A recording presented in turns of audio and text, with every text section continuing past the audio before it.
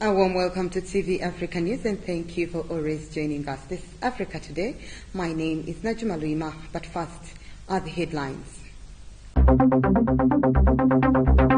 Members of Parliament receive 200 million each for vehicles.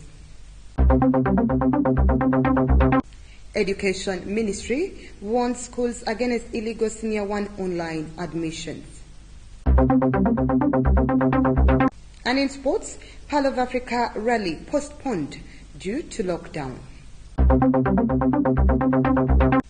A warm welcome once again. Now the news in detail. Government has started remitting shillings 200 million to each of the 529 legislators and the 26 ex-officios members of the 11th Parliament to enable them buy cars. The cash is part of the string of entitlements that legislators are entitled to throughout their 5-year term. We have more. This development was confirmed yesterday by the Director of Communications at Parliament, Chris Obore, who also added that the money is part of the entitlements that all members of Parliament are meant to get. The money has been released at a time when major sectors of the economy are struggling to survive through the shocks triggered by COVID-19, worsened by the 42-day-long lockdown that was last month imposed by the President as a measure to curb the raging spread of the virus. The Ministry of Finance recently revealed that a decision had been taken to compress budgets in some ministries, departments and agencies as a means of enabling the government to raise funds to finance activities meant to help in the fight against COVID-19. At the close of every month, an MP is assured a net salary of 6.1 million Ugandan shillings besides a string of benefits that include housing allowance of 6.5 million shillings, constituency support fee 17.03 million shillings, plus a town running fee of 1.945 million Ugandan shillings. Fuel allowance that ranges between 10.3 and 31 million shillings per month also adds to the list of benefits of MPs. MPs that fetch the highest mileage are those representing on national level, like youth representatives, UPDF, PWDs and workers' MPs. The State Minister for Primary Education, Dr. Joyce Moriku Kaduchu, has said that schools which are admitting Senior 1 schools online are doing it illegally. With barely a week after the release of the primary leaving examinations results, some secondary schools had started requesting parents whose students are eligible to apply for vacancies in Senior 1 using online platforms. Our reporter Nalugo has more.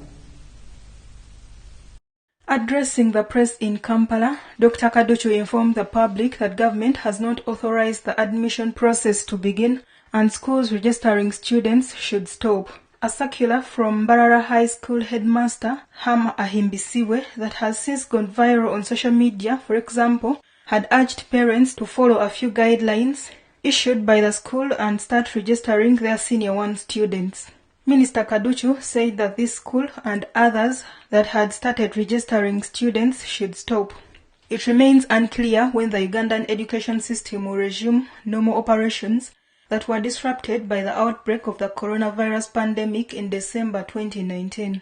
The Minister for Education and Sports, Janet Kataham, said last week, during the release of the 2020 PLE results at State House in Entebbe, said the reopening still hangs in balance. Moving on, President Museveni has said he will take any decision on the long-awaited National Social Security Bill in 2 weeks' time after further consultation. The bill proposes that savers aged 45 years and above can get at least 20% of their savings. On the other side, officials from the Ministry of Finance have openly opposed the proposals, saying the fund can't be sustainable if over shillings 2.9 trillion is withdrawn as mid-term access to savings. We have more on this report. On Wednesday, the meeting called by the president between workers' representatives, including Peter Werike, Asha Owere, Charles Bakabulindi, and COF2 representative Dr. Sam Lyomochi, and Ministry of Finance officials led by Minister Matia Kasaija and NSSF Managing Director Richard Byarugaba turned stormy. The workers said while they had agreed with the NSSF that only workers who are 45 years and have served for 10 years be allowed midterm access of 20% of their savings, they were shocked to learn that wording had changed to 45 years or 10 years savings. According to Werike, who is also the NOTU Secretary General, there is a lot of misinformation regarding the matter stemming from NSSF and Ministry of Finance officials. However, during the meeting, NSSF Managing Director Richard Byarugaba had earlier said the total fund now stands at 15 trillion shillings and that each worker saves between 25 and 30 years as well as earning 150 shillings. Byarugaba said the fund would also lose money because it would offer securities at a discount in a fair scale. At the end of the meeting, President Museveni said he had realized there is conflicting information and change in information regarding the bill and said he would push his decision to accept to it for another 2 weeks. As part of the savings scheme, employees contribute 5% of the monthly pay to NSSF while their employers top up 10% to make it 15% saved for employees per month with NSSF. Reporting for TV Africa News, Nahawe Kajura. Let's take a very quick short break. We will be right back.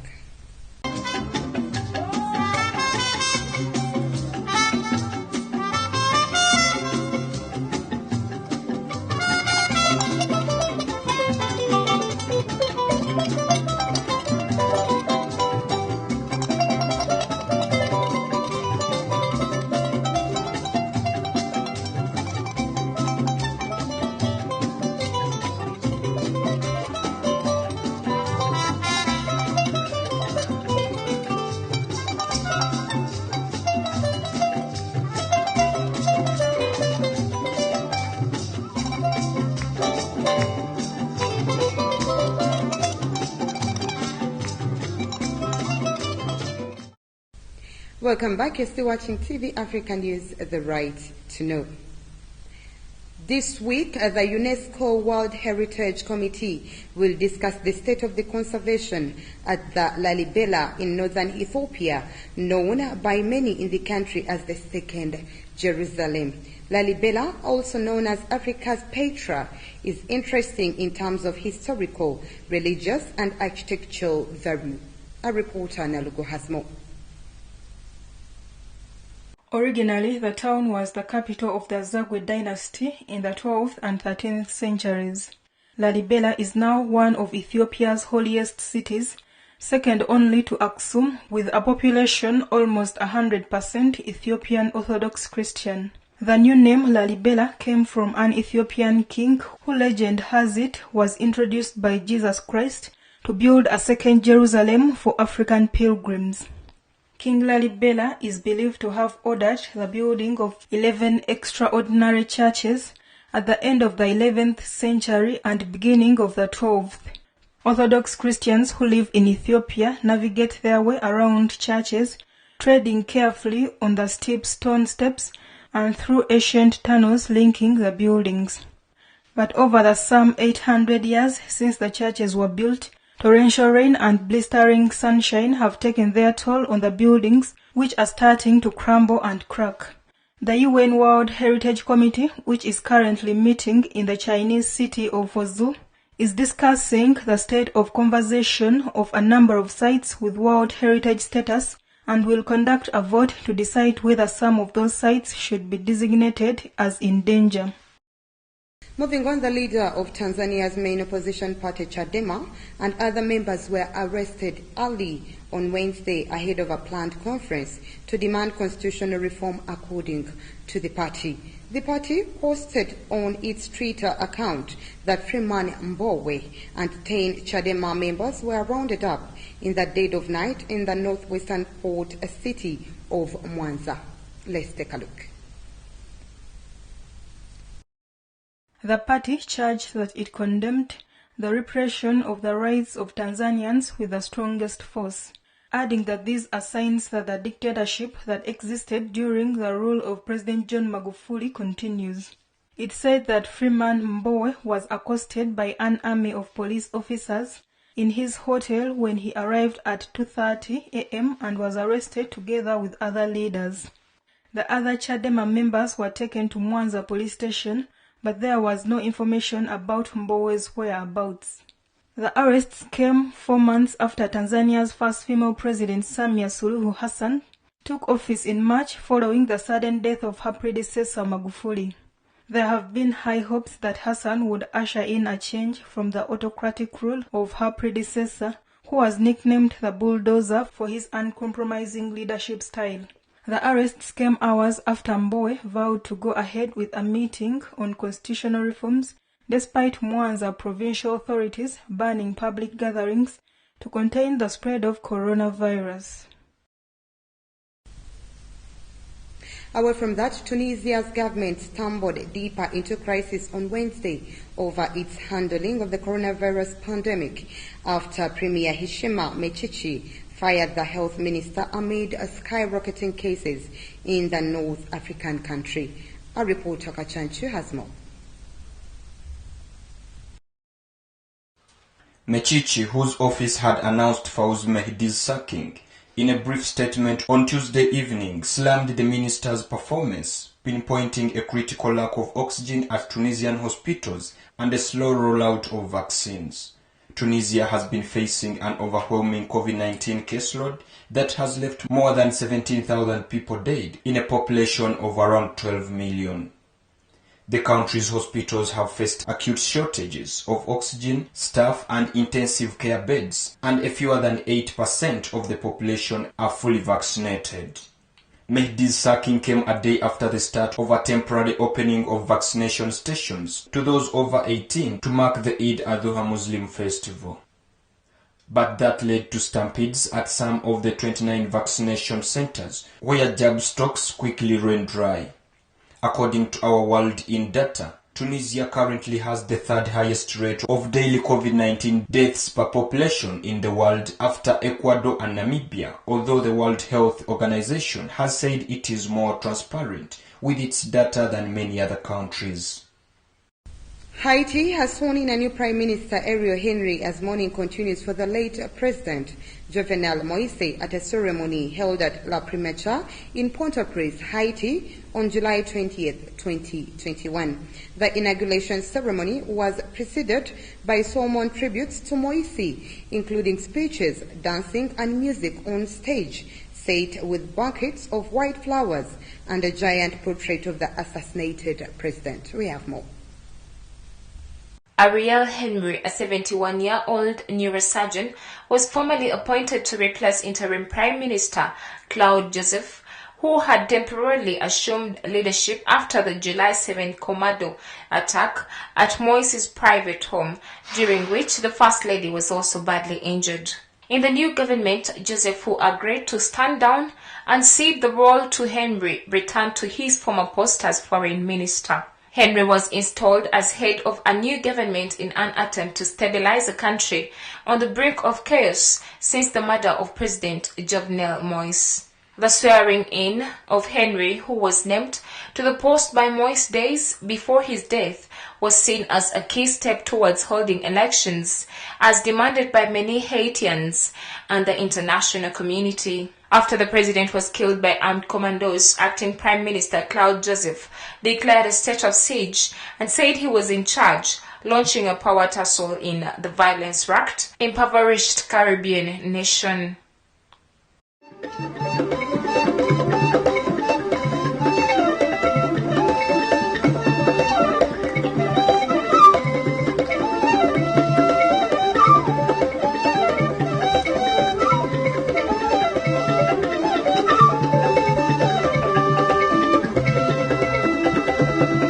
Welcome back. You're still watching TV Africa News, the right to know. In our business news today, fresh hope is in the air for pupils in the Katlong Township, Gauteng Province, South Africa. A new app has been designed for them to make learning easier.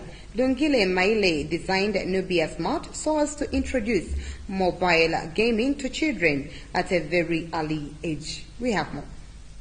Lungile Maile said that the idea behind Nubian Smarts was finding ways to introduce educational mobile games that would cater to the socio-economic needs of township and rural area parents. One of the devices are an array of games that entertain and educate children between the ages of 2 to 15. Ensuring that the app is available across schools in the Katehong township is now priority to Maile. Introduce educational mobile games that would cater to the socio-economic needs of townships and rural areas parents. For somebody who has a device on a daily basis, you tend to forget the concept of how much of a difference it makes into your life. But then when you bring it to somebody who doesn't see it on a daily basis, who doesn't have access to it, and then you put it into them, you open up a whole entire new world for them. Sebenzil Maile, a Numath Kids app facilitator, said that someone who has a device on daily basis tends to forget the concept of how much of a difference it makes to your life. Helen Mapetra, the principal at the Rising Sun Early Childhood Development School, said that for her, having the device in schools across the township is a laudable project. So what we do is we send the brand ambassador with devices that are preloaded with our app. We do this because the schools that we are working at, we do not want to add a burden of buying devices in order for them to use our app. So we bring our own devices, and when they get there, they ensure that each child actually plays. Our apps do not need an internet connection in order for the learner to use it. As we know that children learn through play, so to them it's like playing whilst they are working, and they stimulated and they gain something out of it. School enrollment, primary in percentage growth in South Africa, was reported at 98.54% in 2018 according to the World Bank. With edu apps such as Nubian Smart, the expectation is that learning becomes even more interesting and the future becomes brighter as a result.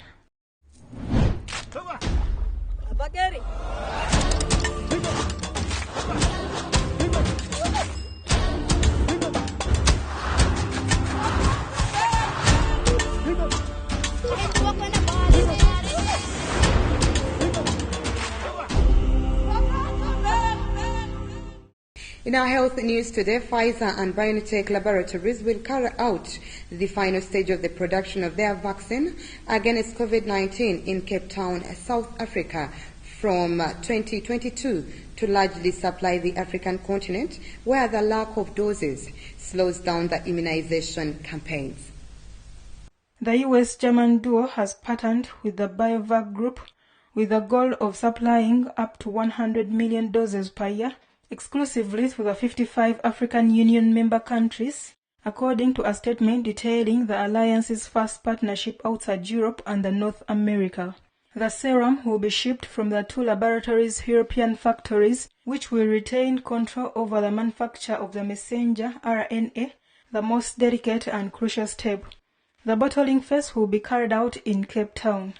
The transfer of technologies and the installation of the machines needed to take part in the manufacturing will start immediately, according to a press release. Morena Makwana, CEO of BioVac, said that this is a crucial step in strengthening sustainable access to vaccines, and the collaboration will enable wider distribution of doses to people in hard-to-reach communities, especially on the African continent. The World Health Organization recently estimated that only 2% of Africans, or 16 million people, were fully immunized. Currently, another COVID-19 vaccine, Johnson & Johnson's single-dose Janssen, is being bottled at a plant in South Africa.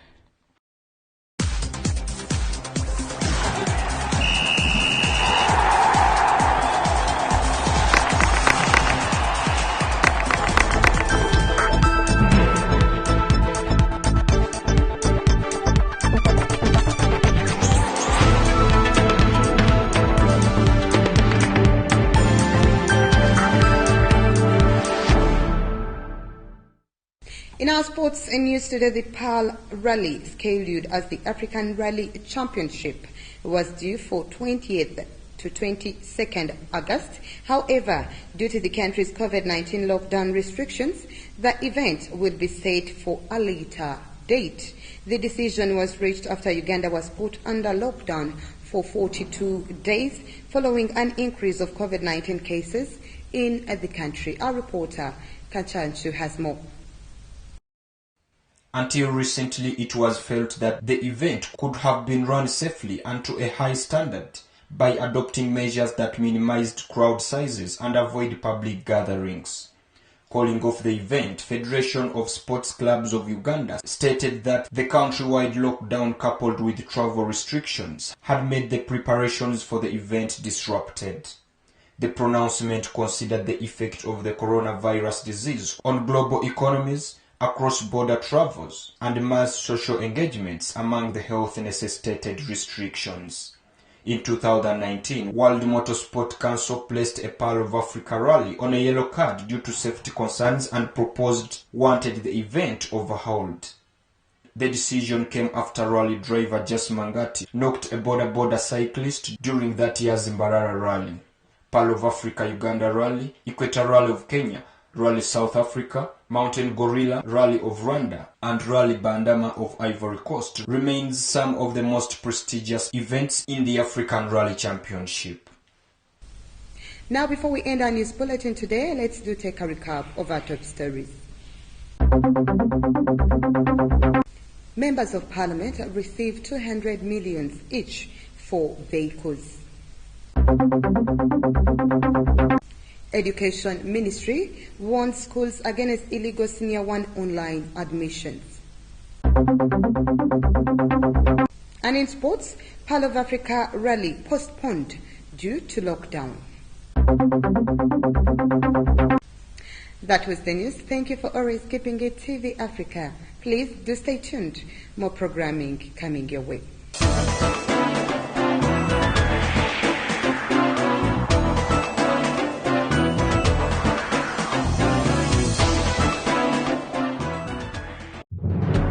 This is Africa, and that was the news.